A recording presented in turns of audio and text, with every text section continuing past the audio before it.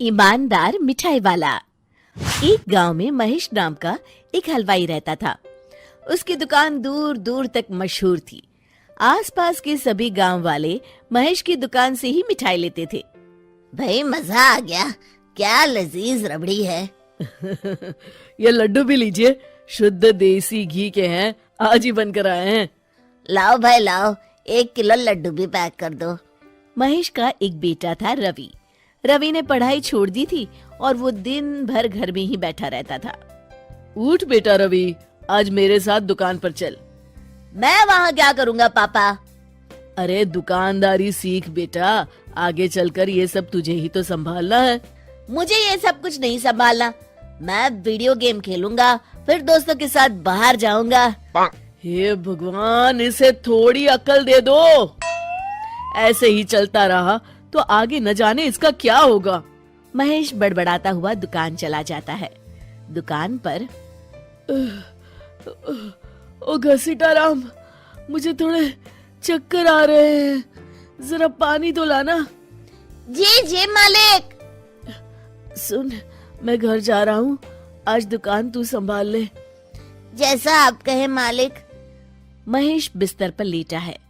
आपको बहुत तेज बुखार है, 1 हफ्ते बेड रेस्ट करनी होगी और ये दवाइयाँ लेनी होगी। हाय राम, ये क्या हो गया आपको? मैं तो 1 हफ्ते में ठीक हो जाऊंगा, पर दुकान कौन संभालेगा? आप फिक्र ना कीजिए जी, मैं रवि को समझाकर दुकान भेज दूंगी। आप बस जल्दी से अच्छे हो जाइए जी। अगले दिन रवि दुकान पर पहुंचता है। आइए आइए मालिक, मैं आप ही का इंतजार कर रहा था। क्यों? ये मेरी दुकान है, मैं जब जी चाहे आऊँ। तुम लोग सुबह से आकर काम पर लग जाया करो, समझे? जी जी जी मालिक, दरअसल लड्डू बनाने हैं तो घी लेने जाना है, 5,000 रुपए दे दीजिए। 5,000? तुम्हारा दिमाग तो ठीक है? इतने महंगे लड्डू बनाएंगे तो मुनाफा क्या होगा?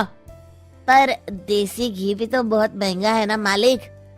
क्या जरूरत है देसी घी की? डालडा ले आओ। पर मालिक। मुझसे बहस मत करो, जितना कहा गया है करो। और क्या क्या बन रहा है? मावे की बर्फी मालिक। मावा मावा मावा, हाँ। तभी उसकी नजर एक डब्बे पर पड़ती है। ये क्या है? ये रवा है मालिक। एक काम करो, हर 1 किलो मावा में 200 ग्राम रवा मिला दो। पर बर्फी का स्वाद बिगड़ जाएगा मालिक। जितना कहा है करो, अब जाओ यहाँ से। अगले दिन। क्या बात है रवि बाबू, आपके पापा दिखाई नहीं दे रहे? अब उनकी तबीयत खराब है। अच्छा भाई अच्छा। बस उन्हें ये बताना था कि वो आज आए नहीं तो उनकी मिठाई बड़ी बेस्वाद लग रही है। लेना है तो लो, वरना चलते बनो। अरे अरे अरे, ये कोई तरीका है ग्राहक से बात करने का? चलो भाई चलो, यहाँ से चलो। अगले दिन। भैया, कल जो मैं लड्डू ले गया था उनका स्वाद बड़ा बेकार लगा। महेश बाबू का नाम सुनकर बड़ी दूर से आया था। 200 रुपये में इससे अच्छा और क्या मिलेगा? सुबह सुबह मनहूस बातें मत करो।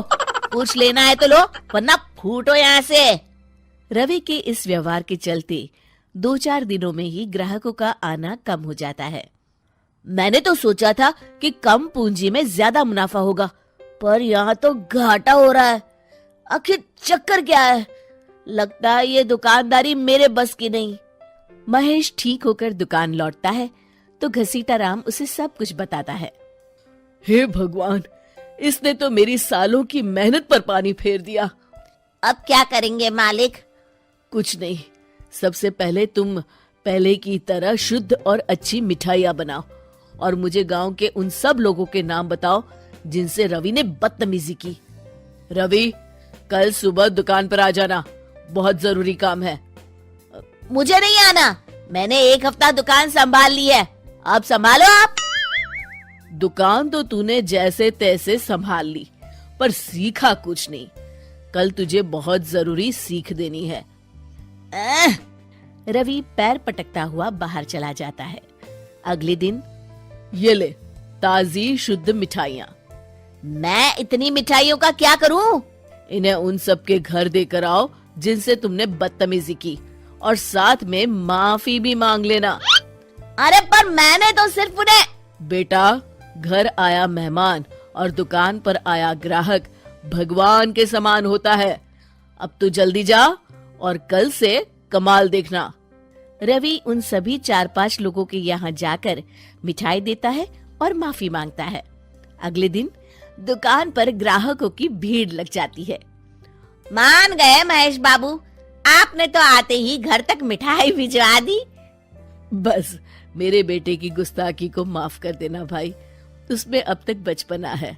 हाँ हाँ, आपके लड्डू के बदले हर चीज की माफी है। भाई आज तो मेरे पड़ोसी भी आपकी उदारता देख के दंग रह गए। इतनी बड़ी दुकान के मालिक का बेटा घर तक माफी मांगने आया। भाई रिश्ते निभाना तो कहीं आपसे सीख है। बस आप लोगों की दया है। ताजी रसमलाई आई है, लेंगे आप? हाँ भाई हाँ, 200 ग्राम पैक कर दो। शिक्षा, सफलता पाने के लिए ईमानदार और विनम्र होना बहुत जरूरी है।